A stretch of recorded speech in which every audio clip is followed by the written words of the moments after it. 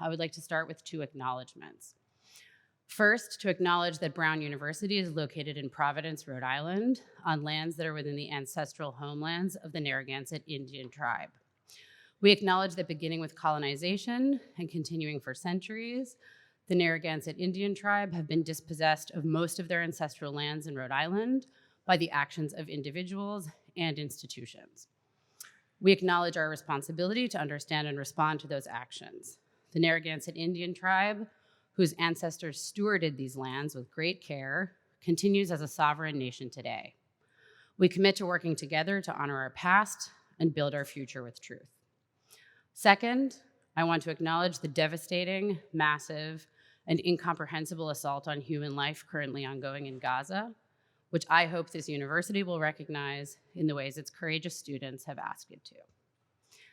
So now I will move on to our panel, which I'm very excited about. I would like to briefly introduce our presenters all in a row now, and then I'm gonna just give them the floor so I don't have to keep jumping up and down and distracting everyone. So we have three presenters from three cities that I have lived in all of, so this is very exciting for me. Also, three people I really admire. We have Jeremy Tiang from New York City, who translates from Chinese. Julia Sanchez, who is my local friend and translating mentor in Providence, who translates from Portuguese, Spanish, and Catalan. And Ellen Elias Bursak from Cambridge, who translates from Bosnian, Croatian, Montenegrin, and Serbian. All of the presentations will follow one after another, and we'll leave conversations for after the final presentation. As I think you all already know, further bio information is available on the conference website. And thank you so much, Jane, for including me, and looking forward to it.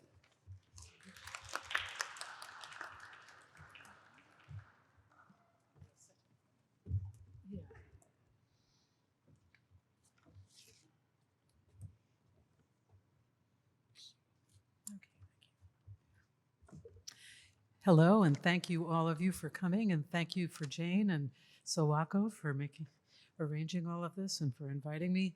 I'm speaking today as a person from 4 named languages, which is only almost just one. I like that, Stephen. That was very good, named languages.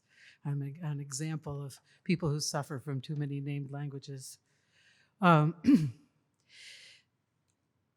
I just ended almost 4-year term as president of the American Literary Translators Association. So in the spirit of, thank you, of talking about the industry of what we do, I'm starting with talking about what ALTA, that's what we call it, has done, is doing, and perhaps aspires to do. This is we hope for in the future. A little history. It was founded in 1978 by Rainer Schulte, a professor of German language at UT Dallas. And it started out kind of like an extended club of people getting together and reading each other work. It was a very small group, maybe 50, 60 to start with. And we're developing a new website, and I look forward to being able to put up a lot of that early material up on the website so that you can see what it was people were thinking about and talking about when they began meeting. They set up the Translation Review Journal, and after a few years started in with a travel fellows fellowship where they gave people stipends to come and attend the conferences, and the conference was the main focus of ALTA activity for many years. That's really all they did. And Rainer, working at UT Dallas, got people to give some of their free time to send out invitations to, it was all kind of back pocket administration, you know, kind of getting everything to work, everybody kind of helping and volunteering, and pulled it all together. And he did that. And then he came towards retirement, and it got to be much bigger, 300, 400 people, 300 people were coming to conferences. And suddenly it wasn't the sort of thing you could kind of improvise the way they'd been improvising. So in 2013 in Bloomington, when we were holding our conference at the University of Indiana at Bloomington, Reiner came over to Russell Valentino and said, well, we've decided this is it. Here's our archive. Now it's up to you. Now, Russell had just been made president, and not only had he just been made president that day, but he had only been vice president until that day, because in vice president, the way it works, you come in, you do 2 years as vice president, and then you move on to become president. That's what I did. It gives you a chance to kind of see the operation and understand what to do. And he had been just elected as vice president to Elizabeth Lowe, a translator from Brazilian, who had just stepped up to be president. And then she wrote him and called him, I guess, on the phone in Bloomington that morning and said, whoops, sorry, I'm in the hospital having something done with my heart, and I'm not going to be able to be president. So you're president. And he hadn't even been vice president, so he had no background, and he just walked in, and then Reiner walked up with his box of files and said, and not only that, but you don't have UT Dallas anymore, you're on your own.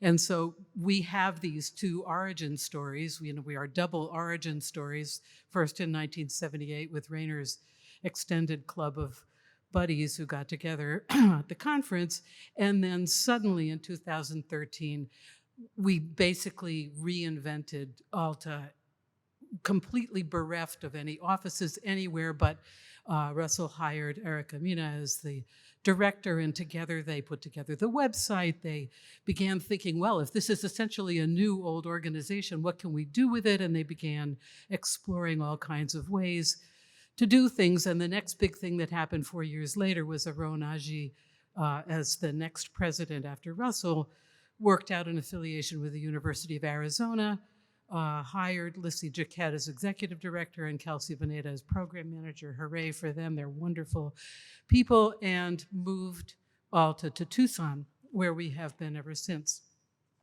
And we would like to stay. The University of Arizona is unfortunately not in the best financial shape, but we're hoping that we'll leave that stage behind and move on to more wonderful work with them. We really enjoy being there.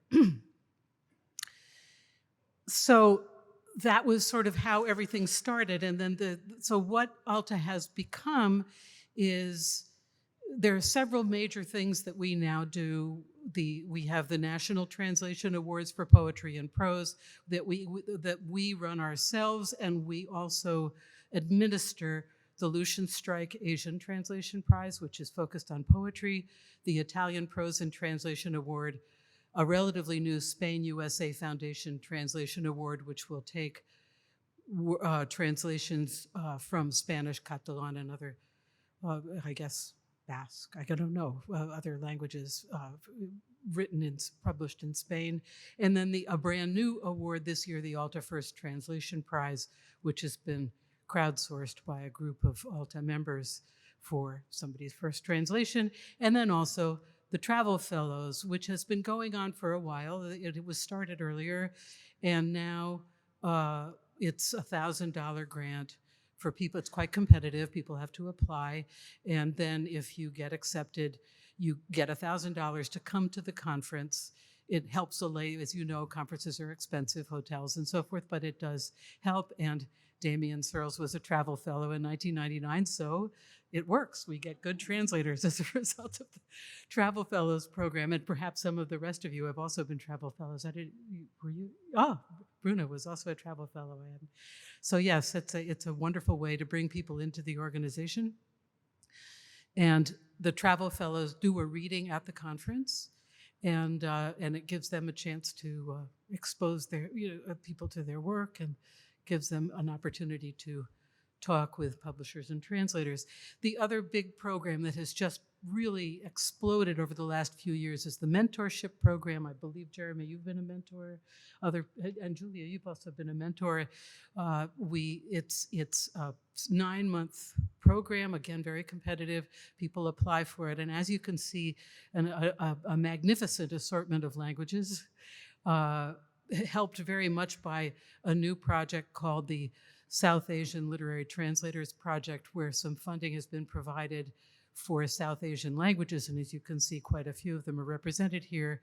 Also, you see literature from Quebec and literature from Taiwan, which means not necessarily one language, but they could be from many different languages. Taiwan has many indigenous languages, and so forth. So all those are included, and Quebec as well could include Indigenous languages as well as from French. The BIPOC mentorship, we have a caucus of Black, Indigenous, people of color translators, which is affiliated with ALTA, though not actually directly a part of it. And they have this year funded this mentorship. In past, it was crowdsourced again by members for a couple of years.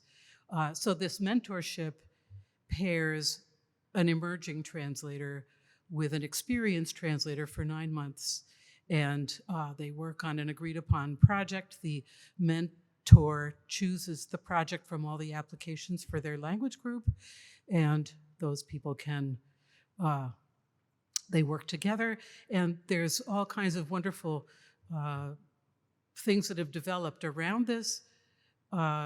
Just ahead, I'll jump ahead and then go back, which is that, for example, publishers have this first look program where they look at mentorship projects, 29 journals, and I think it's just Archipelago is the only book publisher, but mostly journals, and they will look at what people are working on and publish excerpts or stories or poems that people have been translating in their project.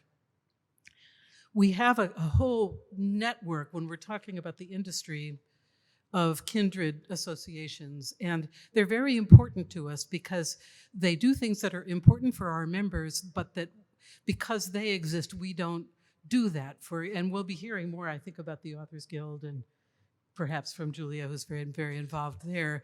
But the Authors Guild has done all kinds of work with us. One of their members, one of their attorneys was a member of our board and is now an advisor on our board. And they have an attorney on staff. If you have a contract that you're pursuing with a publisher, you can send the Authors Guild lawyer your contract and they will give you feedback on what it might also include or be taken out or whatever. And we couldn't possibly afford to have an attorney on staff at ALTA. Our budget is very limited, but because they do, just all you need is your membership in Authors Guild and you have access to those resources. Then the Association of Writing Programs has these absolutely mammoth annual conferences with people who write, and they have offered us a niche of 5 panels that ALTA members propose, and then people at those conferences, at the AWP meetings, discuss translation. And it's a great way to bring people into who are interested in translation but really don't know too much about it, can wander in from other AWP things and end up maybe coming to our conferences. PEN America also has a model contract that they've created with their committee, their translation committee. So those things are all resources that our members can benefit from. And one of the things we've been pursuing recently is, especially with the ATA, the American Translators Association, which is a very expensive membership, is bundling memberships. We haven't worked out the details of this yet, but it's something we're talking about so that somebody could have, say, 3, the ATA and Authors Guild, or the ATA and AWP, or something where you could figure out how to bundle memberships in these associations. ATISA is Translation and Interpreting Studies, and they're more academic analysis of translation.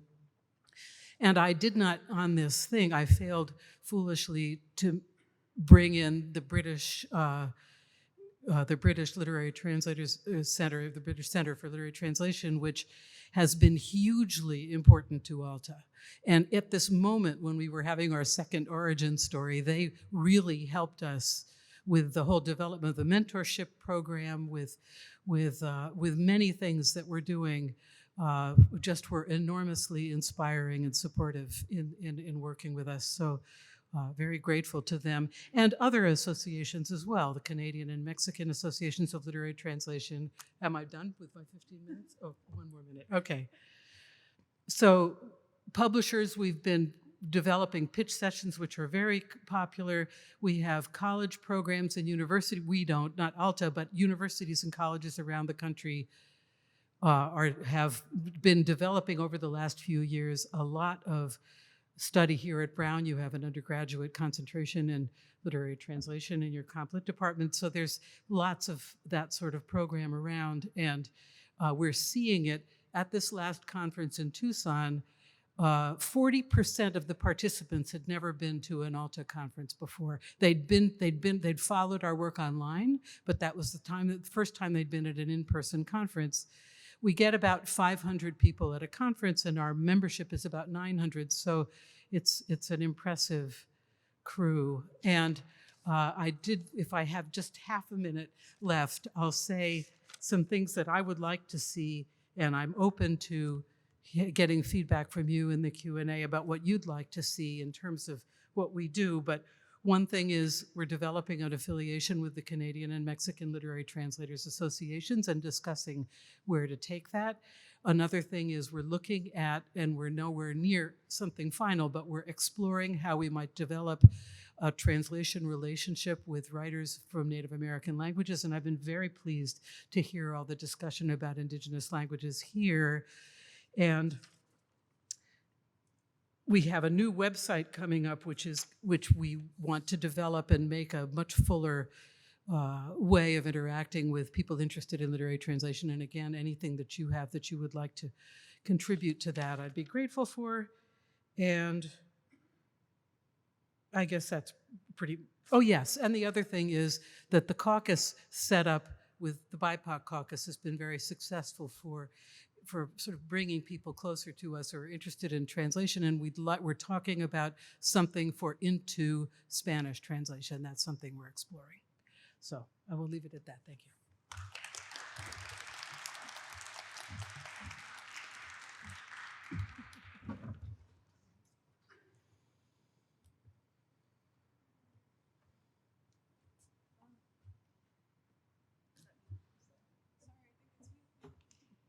You want to go the other way?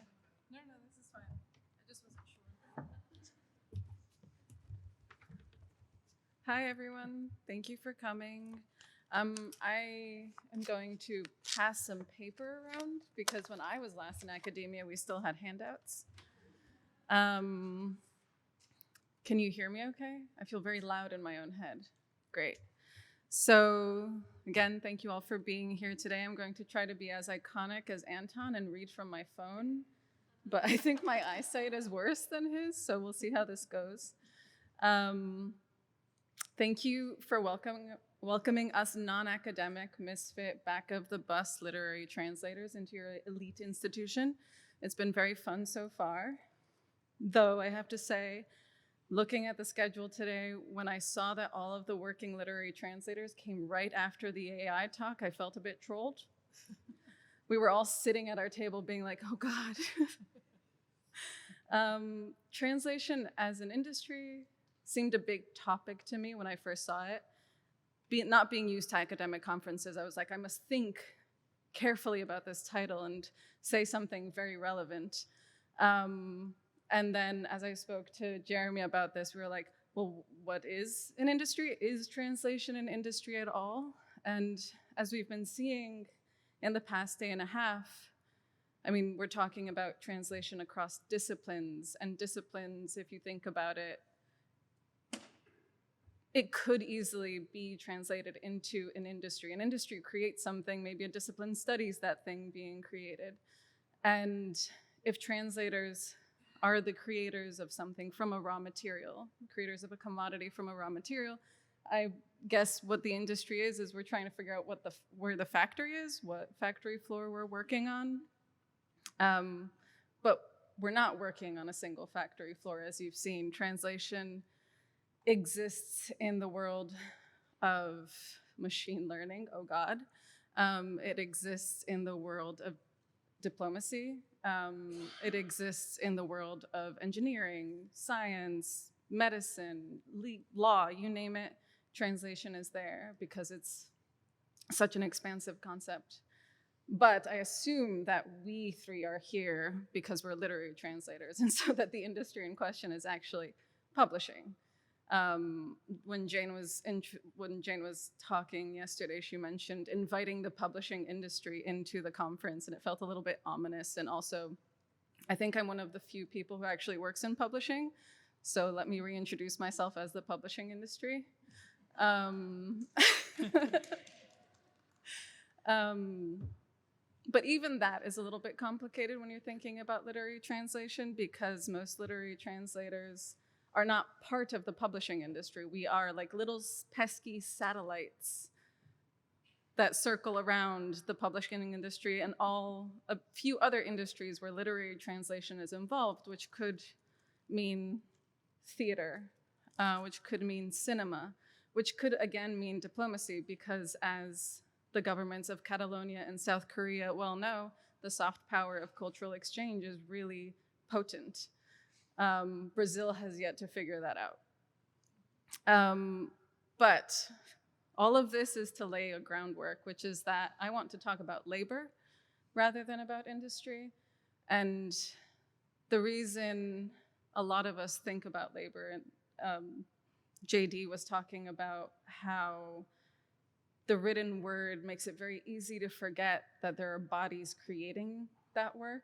And so I guess we're standing here and sitting here today to remind everyone that we have bodies that are creating the works of literary translation that you read and teach in these institutions. So there are several initiatives that are started by literary translators and other organizations that sort of try to tackle issues of labor precarity within our little neck of publishing, I would say, more than any other parts. Publishing is itself an industry with tiny margins. Everyone likes to remind us. They often do not have money for literary translation, and if they do, it's the last thing that they think of in the long list of costs that they calculate beforehand. I feel like jacket covers probably get thought about before the actual translation does. But as Ellen mentioned, I've been involved with, is my screen not working? It is. Only that one. Okay, so I've been working for a few years, possibly 7 or 8 years. The pandemic has really ruined my sense of time, with an organization called the Authors Guild. And I was brought on to work with the Authors Guild, offer my free labor and expertise to the Authors Guild by Alex Zucker, who's a Czech translator, and Jessica Cohen, who translates from Hebrew, who are also offering their free labor to the Authors Guild, to be clear. When they were working on what we call the literary translation model contract, because part of the issue that we have in this publishing industry is no standards for a contract, the thing that you sign so that you know you will be paid, so that you know your rights will be respected, so that you know that you can participate in some of the earnings of a successful book via royalties. So I'm going to click this so that I can show you. Oh dear, I see my face now. I think I did something wrong. Okay, here we go. I'm just going to share the screen here. Okay. Share. And let's see, where are we here? Yes, I want that one. This right here? Yeah. Okay. Thanks. I wasn't expecting to see my own face, I'm sorry. So the literary translation model contract was written mostly by Alex Zucker, Jessica Cohen, and I, with the help of the legal counsel in the Authors Guild. And I think it was published in 2021. And it is accessible to everyone. You do not need to be a member of the Authors Guild to access it. It used to be the case, but it isn't anymore. And its role is essentially to be an educational tool so that translators can learn about what well, you'll just have to believe that there's something on my screen that I am showing you. And it looks like a web page. There we go. Okay, so, whew. Should I just not touch it?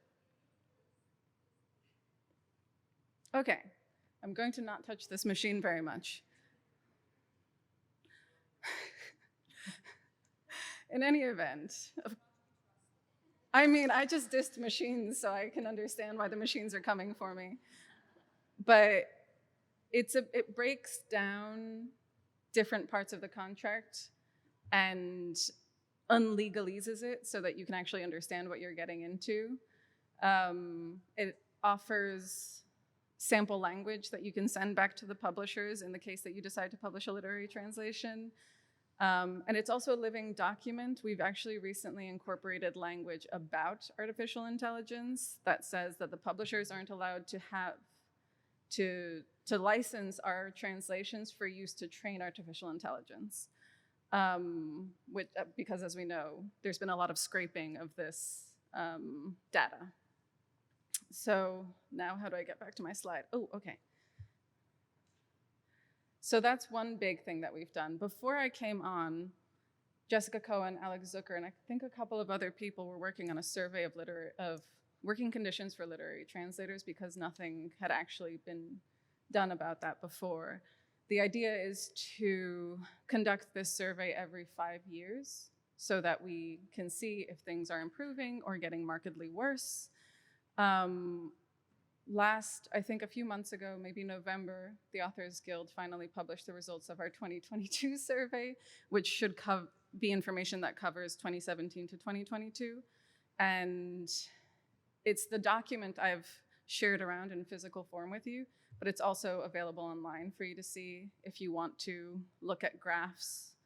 There are very few graphs because we're not that kind of people, but a lot of information about who's translating, what the financial situation is of those who are translating, who are based in the US. Anton was not able to participate in this and would have probably skewed all our data. Some key takeaways from this survey that I hope you take some time to read later is that the respondents, there were about 300 respondents to the survey. Funnily, anecdotally, we also had around 300 to 400 bots try to scam our survey because we offered free gift cards, I guess, like $50 gift cards to bookshop.org. The bots really wanted them. So we had to comb through the data to figure out who the bot was. And some of it was quite entertaining to be like, is this just someone who doesn't know how to answer survey questions, or is this a bot that's been thrown at our tiny, tiny, tiny little literary translation survey? So some of the key takeaways, oh, sorry, you're right behind my screen. The respondents overwhelmingly white, which is kind of like the publishing industry at large, which as of 2019 was 76% white. There has been an increase since the survey was last done in 2017, and we can't say of Black African American translators and Asian American translators, but we can't say exactly why. We don't have that information. It might have something to do with the BIPOC caucus. This one's depressing. Only 11.5% of respondents reported earning 100% of their income from literary translation work, which means that most literary translators, including myself, have other jobs on top of translating however many books we translate a year to stay afloat. Despite the cost of living in the US increasing by 20% since 2017, the average translation rate per word has increased only 8%. So we're not keeping pace with inflation. I don't know if many of you are based in Providence or if you know that Providence as a city had the highest rent increase in the entire country last year. And yet, if you're a literary translator, your earnings have gone up barely at all. And another, I feel like I'm just trying to depress you, but 63.5% of respondents reported an annual income of less than $10,000 from literary translation in 2021.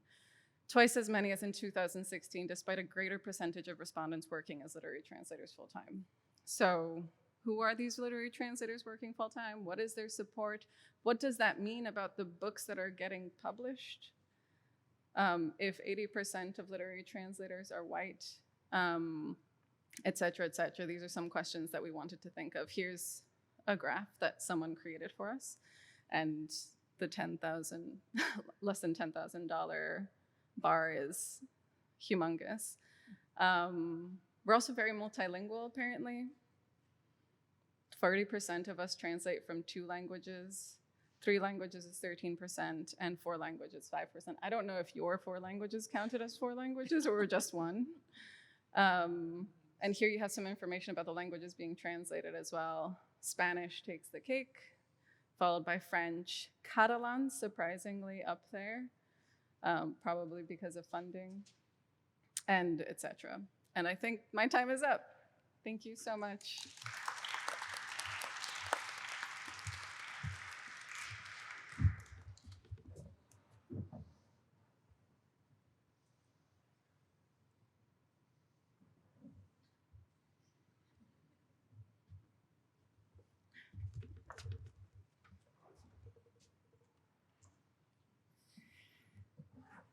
Hi, everyone. It's good to be here. Thanks for having me, Brown University, and Jane and Sawako and everyone.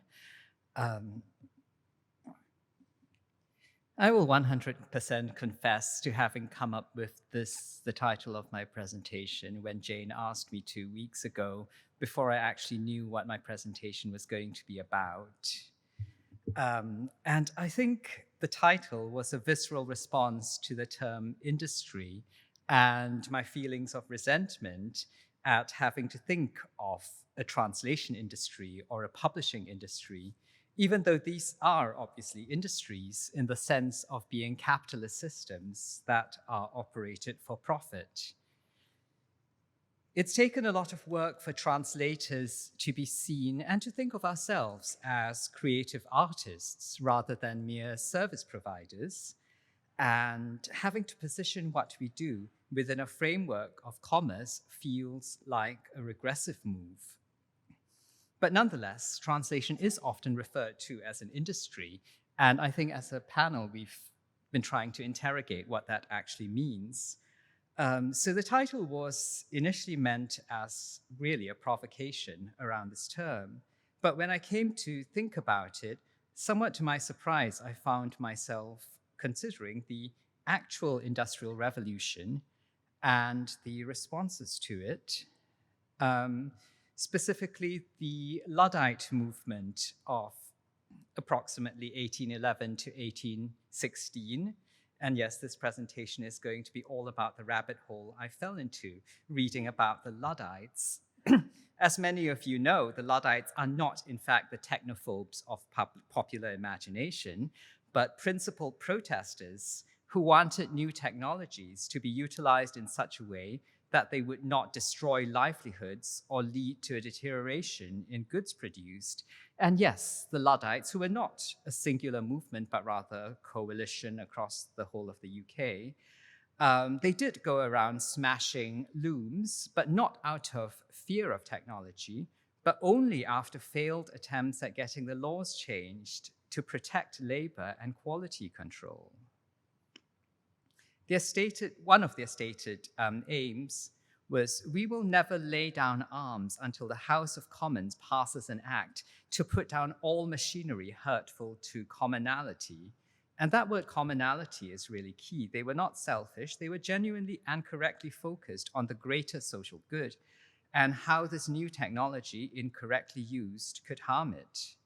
In 1812, Lord Byron used his maiden speech in the House of Lords to speak up for the Luddites, pointing out that their main contention was not their own employment, but rather that the new machines in the hands of unskilled laborers were producing fabrics so inferior in quality that it could not be sold domestically, but had to be offloaded overseas.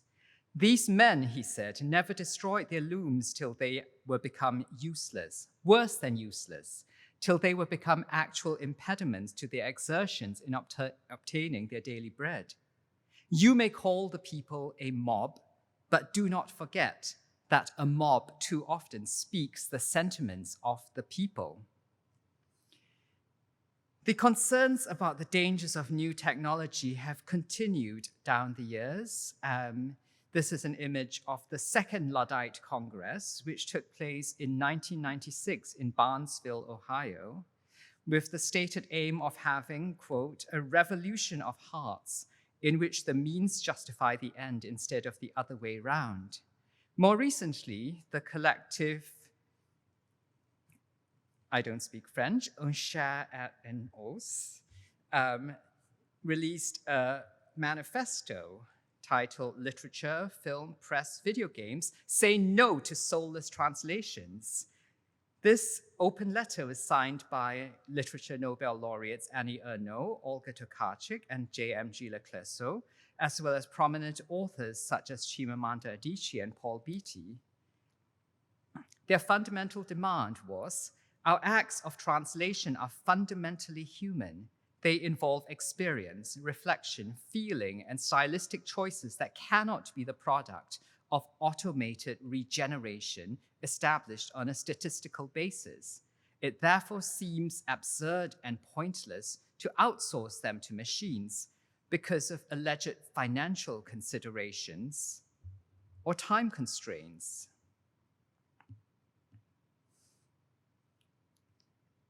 A lot of the anxiety around being replaced by publishers from translators ultimately comes from the positioning of translation and publishing as an industry. If, as a publisher, you view your job as maximizing profits, rather than building coalitions, rather than forming a community, rather than finding artistic collaborators, then it makes absolute rational sense to replace human beings with AI, regardless of the quality of what the AI does. And indeed, the pushback against this replacement by technology has been to highlight the essential human element of translation, the reason we are irreplaceable. Because we know that it is no use appealing to the humanity of publishers or trying to convince them that our humanity is worth preserving. For as long as they remain profit-maximizing entities, what we need to prove instead is that we provide something of intangible value. As Julia pointed out, the Authors Guild survey of literary translators' working conditions showed us that only 11.5% of literary translators make all of their income from translation. So to what extent is this an industry if so few practitioners are able to do it full time? And if the publishing landscape is already such that very few translators can sustain ourselves within it, how much worse will it get if AI is allowed to edge us out? I was recently contacted by a publisher who wanted me to do a reader's report of a Chinese book. They mentioned, by the way, that they were doing this because, and I'll never forget this, AI just isn't good enough. The most backhanded compliment I've ever received, I think. And my instinct initially was to point out the added value I could bring. I wouldn't just be able to read the book and provide a report on it. I would also understand the context that the book was written within. I could list its place within the literary history and conversation of the country it was initially published in. I would be able to identify nuances that AI would miss. But I knew that would be pointless because the thing is, while AI translation will never be as good as human translation, publishers don't need it to be. The publisher didn't say AI isn't as good as humans. They just said it isn't good enough. And all they need, to put things in the crude terms of commerce, is for AI translation to be good enough. The science writer Cory Doctorow says, while we are nowhere near a place where bots can steal your job, we're certainly at the point where your boss can be suckered into firing you and replacing you with a bot that fails at doing your job. We're already seeing this in the fields of commercial translation, where colleagues report being hired to do what is called post-machine editing, i.e. editing something that a bot has translated. And these colleagues often go to pains to point out how there's so much that needs to be changed that it would have been cheaper and faster to simply hire a human translator in the first place. But many of the employers are convinced that the technology just needs to get better, that an AI that is good enough to replace humans is just out of reach. In Brian Merchant's book, Blood in the Machine, The Origin of the Rebellion Against Big Tech, he takes the blame off the AI itself and puts it on human beings. If the Luddites have taught us anything, it's that robots aren't taking our jobs. Our bosses are. Robots are not sentient. They do not have the capacity to be coming for or stealing or killing or threatening to take away our jobs. management does. So if we have to think of translation and publishing as industries, then we also have to think of ourselves as labor, and we have to organize to protect our rights and make what we do sustainable. Rebecca Solnit says, driverless cars are often called autonomous vehicles, but driving isn't an autonomous activity. It's a cooperative social activity in which part of the job of whoever's behind the wheel is to communicate with others on the road. And this, for me, is exactly the problem with AI translation and the framing of translation as an industry. Literary translation is a human activity, and many of the things I have to do in order to be an effective translator are deeply collaborative, from building relationships with the authors I'm working with, to understanding the publishing process so I can function effectively within it. But these things are, one, not directly profitable, and two, processes an AI couldn't possibly participate in. If I were to be replaced by an AI, other human beings would have to pick up the slack, or more likely, they simply wouldn't be done at all. The human dimension would be removed entirely. There would be, as in the case of autonomous vehicles, no one doing the communication that is required. Replicated across an entire field, we can see how this would lead to flattened translations, lacking the human dimension, and eventually impoverishment of the culture as a whole. The argument is frequently made that publishers have to switch to AI because translation is expensive and translators are a luxury they cannot afford. But I would like to remind everyone that big publishers make big profits.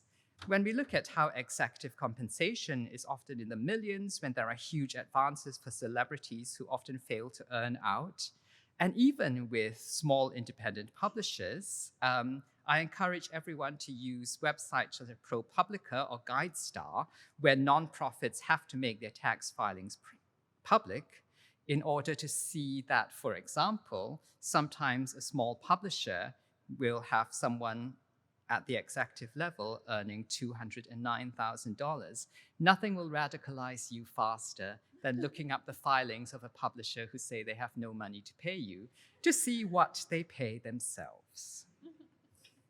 I'd like to finish by joining in the call from Brown students who were recently on hunger strike to draw attention to the university's need to divest from companies which profit from human rights and abuses in Palestine.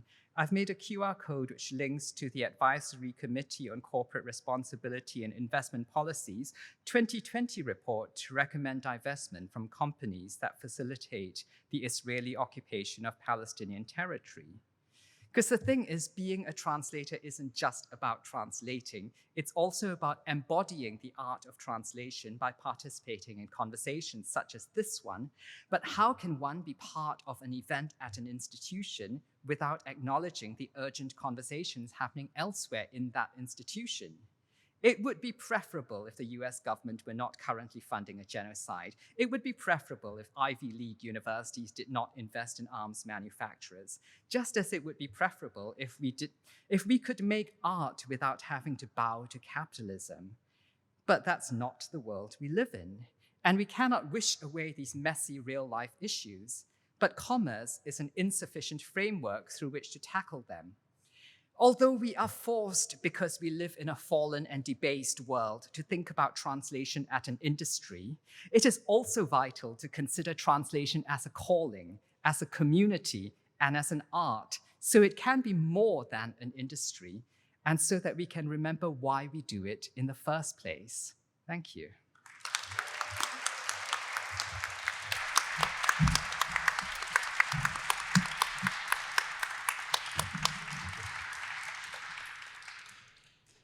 Okay, thank you so much to, I think, Jeremy, I think this was yours, because I forgot mine as well. I'm sure there are lots of questions. Thank you to our three panelists for these really thought-provoking and important interventions. I wanted to give an opportunity for any questions or comments you had among yourselves or responses to your compatriots' interventions before opening to questions from the audience. You don't have to have them, but in the event that you do. I've got a question for Julia and Ellen around both Alta and the Authors Guild, and the ways in which translation can be a community. Because we are ultimately atomized, we're mostly working at home on our own. And although there are these institutions that in some ways bring us together, it's difficult to facilitate a true ongoing conversation. Are there ways in which these institutions can facilitate that, or do we need other structures? Well, we had a member of the Authors Guild on our board, and that helped a little bit with that, but he was so busy with some of these initiatives that he hardly ever was able to attend meetings. So now he agreed to advisor status to be available when we want to discuss things like AI or contracts with him. But yeah, I mean, conferences, panels, the Alta conference, those sorts of places are where that's one of the reasons that people enjoy the Alta conferences, because it's an opportunity for people to talk among themselves who otherwise work in isolation. But I don't know in terms of crossing over into these other groups. The AWP does that a little bit with our 5 panels, but and the ATA has been reaching out and bringing people from Alta to their conference. I went twice with them, waiving the huge $350 registration fee or whatever it was. And so I went to Miami this fall and previously to another conference. And the whole time we were talking about how we might encourage more communication. I think we've been creating community organically. Technology doesn't like me today. Is there a button? It's on now. I really angered someone. Or something. Is that working? Okay, so I have seen in the 10 years or so that I've been translating literature, mostly part-time, that we form communities when we need them. We formed a collective, which is sort of how we met 8 years ago, 7, 8, a while. It was several years ago. Anton has the Smoking Tigers, I believe.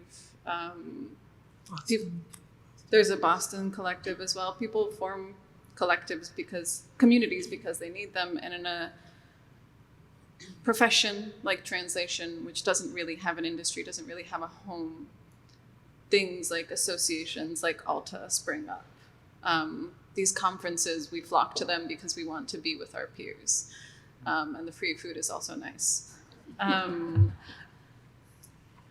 Yeah, I don't know if that answers your question, Jeremy.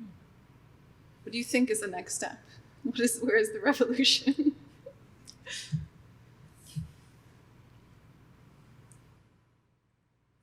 Was that your question? Where's Yes, the for you. revolution? Make it happen. The labor movement. I mean, I think there's only so much that we can do as individuals, and what we can organize as labor to try to change conditions, ultimately is putting a lot of onus on us to try to change things from the ground up. And I think a lot of us are doing what we can. But yeah, where is the bigger revolution coming from? I don't know. All I think we can do is organize in the ways we've been doing and try to make the conversation grow until concrete change is effected. Speaking of organizing, I meant to say this earlier, but there will be a big march tomorrow at 1 p.m. at the State House calling for ceasefire because our senators aren't listening to us. And I encourage anyone who lives in Providence to join. Questions from the audience, maybe? Yeah, thank you so much. Questions from the audience is a very thought-provoking panel, so I imagine I have questions, but I want to, yes, in the back and then here. Yeah, it's on its way over to you, I think. Thank you. Thank you for this incredible panel and these really, as you said, thought-provoking comments. I'm going to just ask a question very bluntly, but it's a true question, and I just want to hear some answers out loud. We can see from even looking around this room the truth of the statement that was made during the panel about the dearth of Black translators. And, I've been translating now not terribly long, for a decade, and that statement is as true now as it ever has been. And I was already hearing people lamenting that longstanding reality. So, I think sometimes it's worth unpacking a truism and just hearing from smart people, why do you believe, why do you think that's the case? And I'm not looking for answers and how to change it, but I do think at least by stating clearly so we can all hear, we can maybe go back and start to think more about answers, solutions.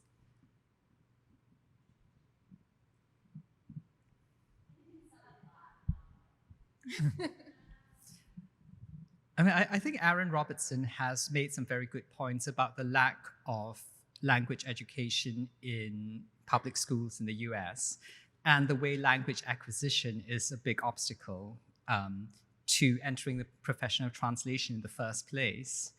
And some of us managed to bypass that. There was this moment when Jane was yesterday saying how Brown offered an unparalleled opportunity to have constant language instruction, and where else would you get so much exposure? And Bruna, Julia, and I looked at each other and went, being an immigrant. So I think some heritage speakers do manage to bypass that, but otherwise just acquiring another language at all is just really difficult. And so it starts there, really. I think just all of the reasons that certain communities lack privilege in this country are the same ones preventing entry into this profession, which, as we've said, involves a lot of unpaid labor. And to have the capacity to do that unpaid labor, you need privilege. Does that make sense? I think everything Jeremy said, and also it's a very underpaid, very supremely underpaid profession. So you need to have a partner sometimes to pay rent, to help you pay rent. Some people are lucky enough to be married to people who have good health insurance. Previous generations might not have had student loans to pay back that were quite as big. There are all of these things that are trappings of the larger system that affect the profession we're in as well.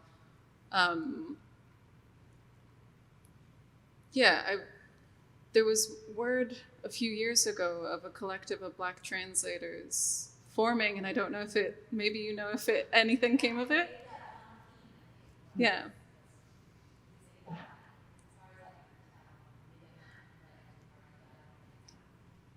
I would love that to happen for many reasons, including the fact that perhaps with more Black translators in the field, we would also have more cross-cultural communication from Black artists and Black writers that isn't happening nearly enough. The communication between Brazil and America should be less one-sided. And yet, Brazil receives all this information from the United States, and the United States does not receive the same.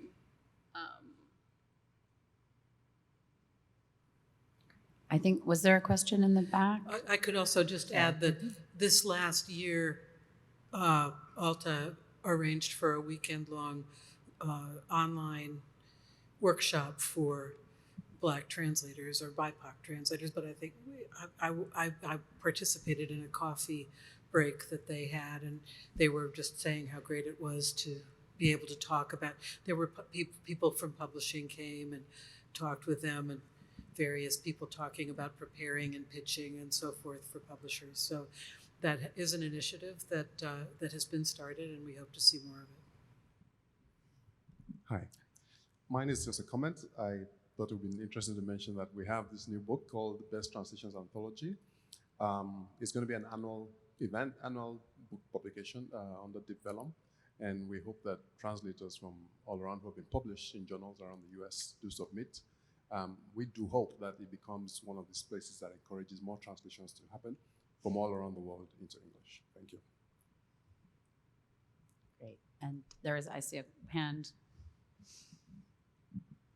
Hello, thank you for this amazing, very thought-provoking panel. I have a selfish question, so I'm going to ask that.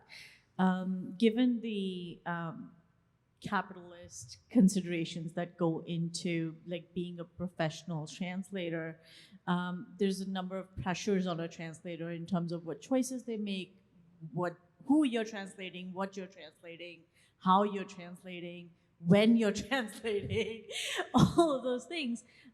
What are, as people who are experienced, what are some of the tools or strategies that are available, especially to emerging translators, to kind of resist some of those pressures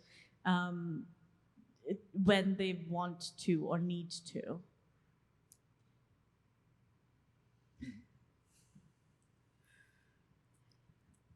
Come to the ALTA conference and talk about it with your colleagues. That would be the first thing. Certainly that's what I did when I was in that situation. I second that. I think community is a big way of thinking through these things. There have definitely been a lot of occasions when my peers have been my moral compass, when I haven't known what to do. Talking it through with other translators has been a way of centering myself and trying to guide myself towards the right choice. I don't have anything to add. That may be all we have time for. I don't know if there's maybe a final question. Well, in the interest of keeping to the schedule, as we are almost drawing this wonderful conference to a close, thank you so much. Please join me in applause for our wonderful panelists.